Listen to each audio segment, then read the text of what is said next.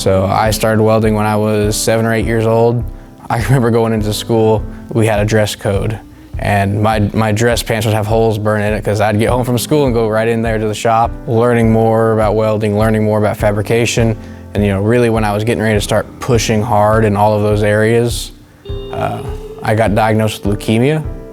I was 15 years old. I was stuck in the hospital for months in the beginning. Couldn't go nowhere, couldn't do anything.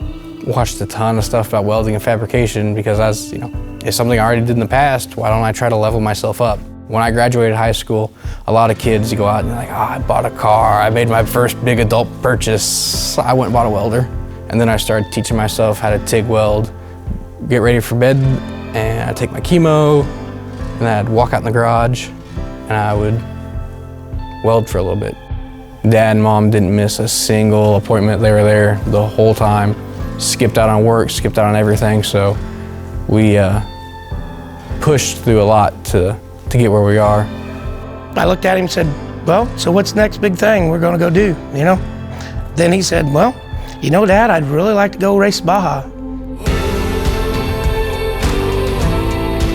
Everybody says you're not racing the driver, you're racing Baja.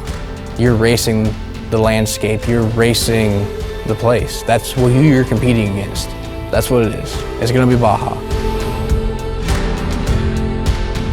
In 2018, my mom was diagnosed with glioblastoma, which is an odd form of brain cancer.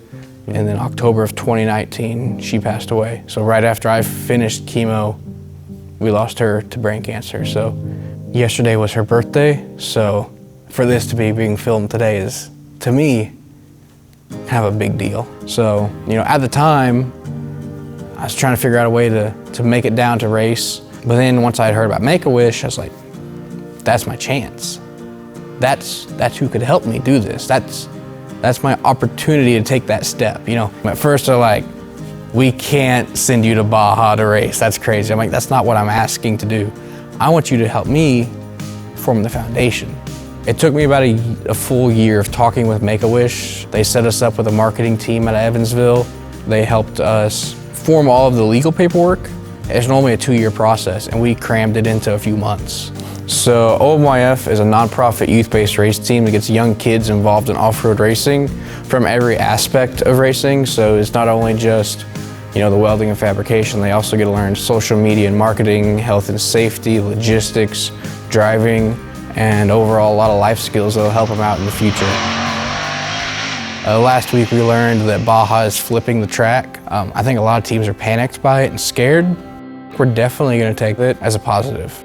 Brand new team, racing at the course that's never been ran before, completely breaking tradition, completely breaking away from how it's been done for 50 years. That's who we are, that's what we are.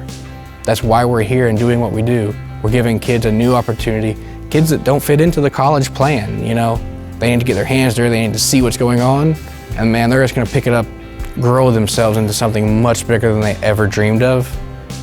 But no matter what you pick to do, don't give up when it gets hard. Because when it gets hard and things start to go sideways on you, that's when it's about to get real good for you.